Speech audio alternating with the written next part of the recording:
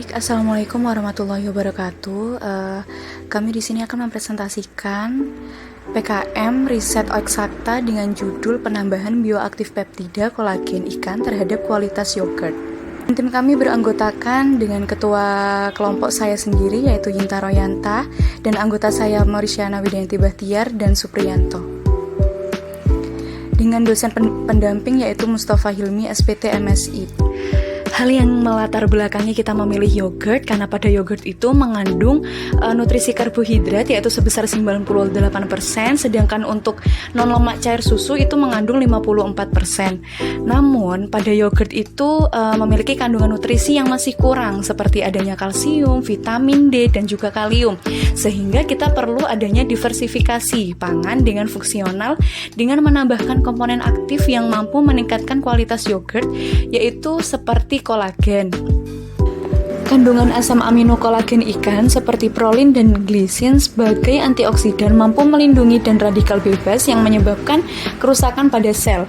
Hidroxypyrrolin dibuat menjadi glisin dan dapat membantu mengatur keadaan oksidatif sel.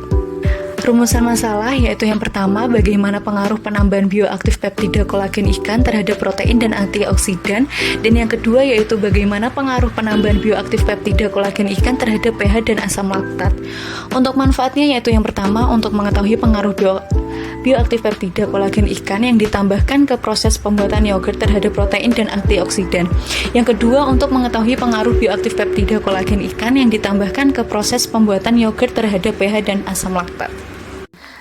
Yogurt merupakan susu hasil fermentasi dari bakteri yaitu Streptococcus thermophilus dan Lactobacillus bulgaricus, terdiri dari produksi asam amino dan peptida kecil oleh lactobacilli dan memproduksi asam yang diperoleh oleh Streptococcus. Manfaat dari yogurt sendiri itu sangat banyak, yaitu dapat meningkatkan perolehan mineral dalam tulang, manajemen berat badan, kesehatan jantung, kesehatan metabolik, dan kesehatan pencernaan varietas. Sedangkan untuk bioaktif peptida itu sendiri didefinisikan sebagai senyawa alami yang tersusun dari beberapa monomer asam amino yang tergabung dan saling berikatan melalui ikatan peptida atau amida. Dan memiliki fungsi antara lain yaitu merangsang sistem imunitas dan penyembuhan luka, menurut Frost, Gerau, dan Hoffman 2011. Kolagen ikan sendiri itu berasal dari tulang ikan. Tulang ikan itu merupakan salah satu limbah yang dapat dimanfaatkan dan dimiliki kandungan kalsiumnya dan fosfor yang tinggi. Tulang juga mengandung kolagen. Perkembangan kolagen telah diinovasi agar tetap menjadi suatu produk yang unggul dalam kesehatan tubuh manusia maupun luar tubuh. Inovasi produk kolagen yang dimaksud adalah dengan cara menghomogenasi antara kolagen ikan dengan yogurt. Yogurt yang dihasilkan diharapkan dapat bermanfaat untuk meregenerasi sel kulit mati. Metode penelitian. Untuk alat yang pertama difusi, yang selanjutnya cawan Petri, Erlenmeyer, panci, baskom, termometer, sendok, spatula, botol plastik. Untuk bahan, media mea, aquades, susu murni starter, sampel Propionibacterium acnes, gliserol alkohol 70%, dan yang terakhir kolagen ikan.